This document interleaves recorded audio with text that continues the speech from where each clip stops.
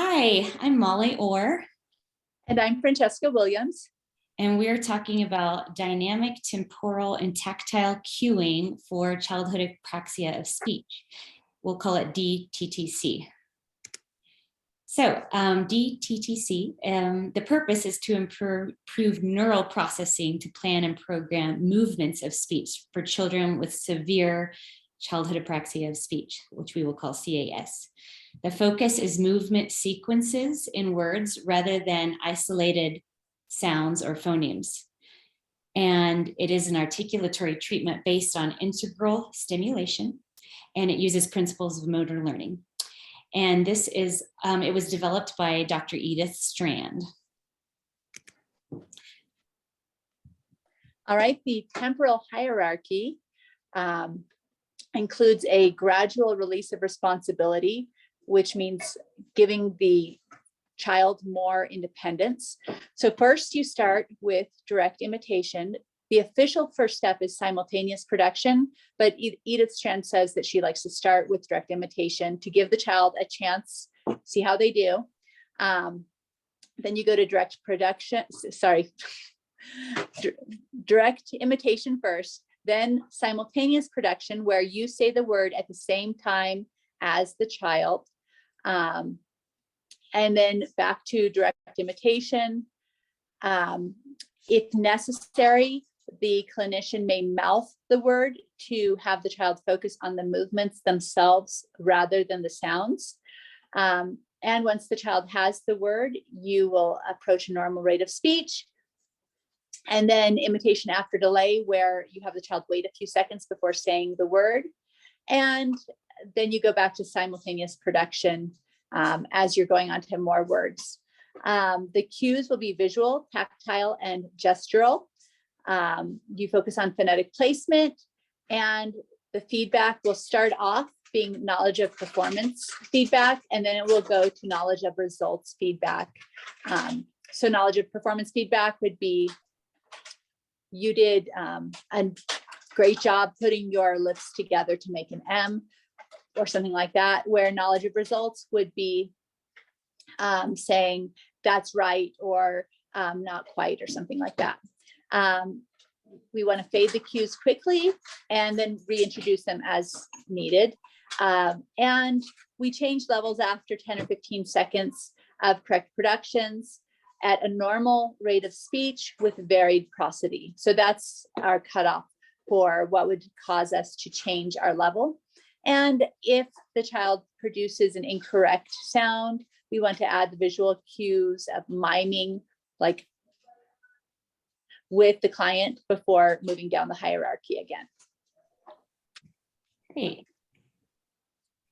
And here's a visual to go with what Francesca was saying. It's a lot of words, but this visual might help. Do you want to walk us through it? Okay, so the treatment flow chart, it has simultaneous production on the top, but as Dr. Strand said, she likes to start with that direct imitation just to see how the kids do. And then if they don't say it correctly, you go to simultaneous production where you say the word at the same time as the child. And then if they say it wrong, you have them imitate you, saying it right after you. You focus on accuracy. Sorry, I'm really blind, so I have to go closer to my screen. Accuracy, you approach a normal rate of speech once they say the word correctly, but you start slow. And you vary the prosody. So you might say, mom, mom, mom, or, you know, who did that? Mom. And then you also do with and without voicing for each step, which would be like if the word's mom, saying mom, and so you just go down from simultaneous to direct to imitation after delay, and then back to simultaneous. And you go up a level if necessary. You're kind of backtracking to give them more support whenever that's needed. Yeah, with the end result being spontaneous production. Yes. Yeah. Yes, spontaneous. So I'm sorry, I can't even. No problem. I'm really nearsighted, so it's hard to do something like this without context. Yes, so the ideal is to reach spontaneous production where they're able to use the word in all different contexts, naturally with correct prosody and a correct rate of speech. Great. And we have some neat questions here to get to the spontaneous production. So if your target word is ice cream, some of the questions you might want to say, you can't say it because that would be imitation. So you try to elicit the word by asking questions like, what is cold and yummy and goes on a cone? Or what do you like to eat on a summer day? And they will say ice cream. Or what tastes way better than anchovies? So there's just some questions to elicit spontaneous production. And all right. So research findings. So as we mentioned, Dr. Strand developed this approach. So you will see her name a few times, however, as she developed it and practices it professionally. She has a vested interest in this approach looking successful. So we just want to keep that in mind as we're looking at the research. So in this first one, Strand, Steckel, and Bass in 2006, 3 of the 4 participants did show evidence of maintenance of treatment, and it was quite rapid success in the treatment for 3 of the 4. Then the next one, Moss, Farinella, and from 2012, they had a design alternating treatments with multiple baselines across behaviors. They had 2 participants and they both showed improvement. The next one, Moss, Butala, and Farinella, 3 out of 4 showed success, maintenance and generalization with DTTC. This study was funded by the Childhood Apraxia of Speech Association of North America, and that design was alternating treatments with multiple baselines across behaviors. So there were no controls in these groups, but they were alternating treatments such as high frequency or low frequency or blocked versus random. And then this last one, Edel and Gildersleeve-Neumann, both participants did show improvement on targets and generalization to untreated probes. That part is important, but they didn't quite reach the goal of 80% generalization. One limitation in that study was the treatment dosage variability. One child's treatment was for 7 weeks, the other one was for 11.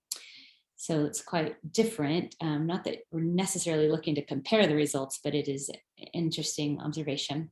So the obvious limitation in these studies is that they are all small sample sizes and there's no control where the children with CAS are getting another treatment, or which is more likely getting a delayed treatment with DTTC to compare the results. None of the studies have that so far, so that would be something to look for in the future.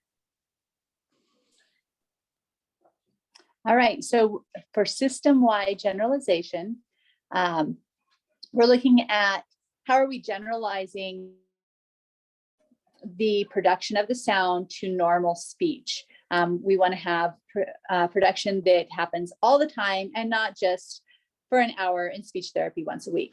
So delayed imitation is one where you're having the child wait a few seconds to say the word.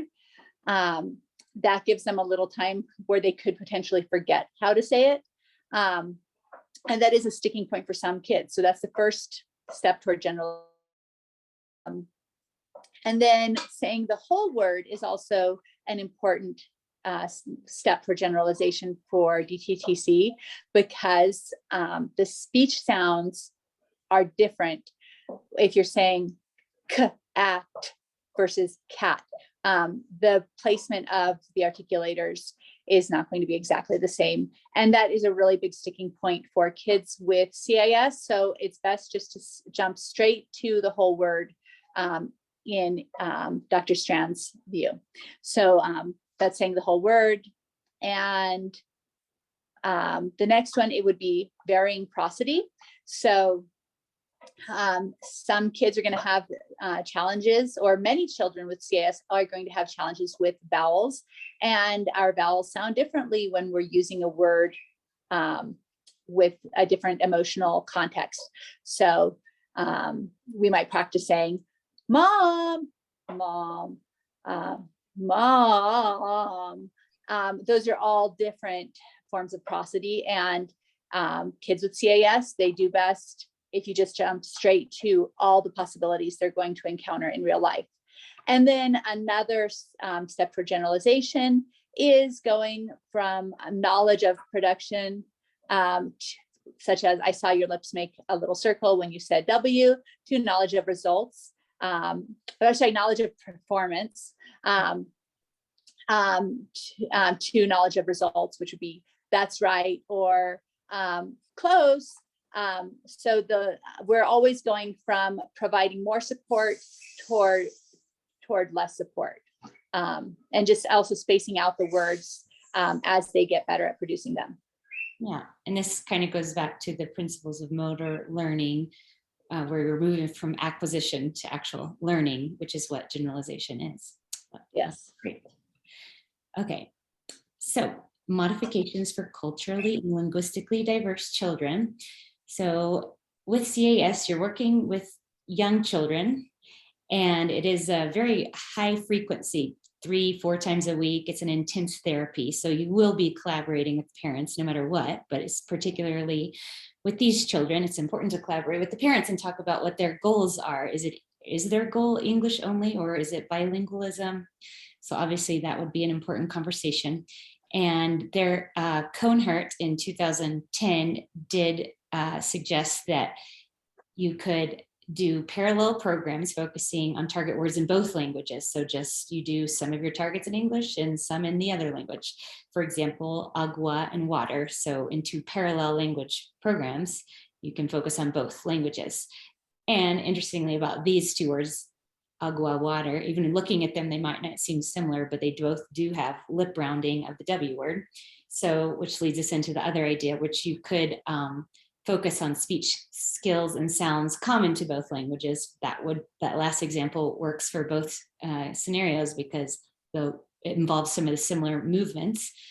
Also, for example, mama and papa, mama, papa is a possibility for English, Spanish, for example.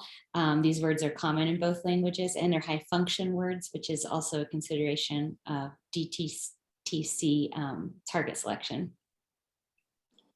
Oh. Well, that's it for our spiel. And now we're going to give you some sample therapy. All right, thank you.